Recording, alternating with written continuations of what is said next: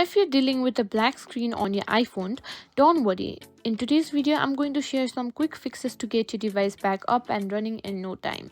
First, let's quickly discuss what might cause a black screen. It could be due to a software glitch, a drained battery, or even hardware issues. No matter the cause, I've got some solutions for you. If your iPhone is completely unresponsive, it might just be a dead battery. Try connecting it to a charger and wait for a few minutes. Make sure you're using a working charger and cable. If the screen remains black, try a forced restart. For iPhone 8 and later, quickly press and release the volume up button, then the volume down button, and finally press and hold the side button until you see the Apple logo. For the iPhone, you can simply tap on the Apple sides of the volume.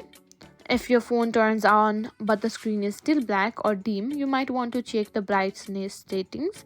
Go to settings, then tap on display and brightness and adjust the brightness slider.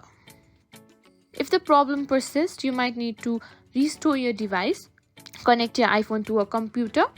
Select your device and choose restore. Remember to back up your data first.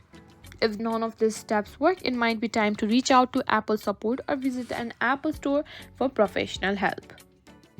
And that's it for today's video.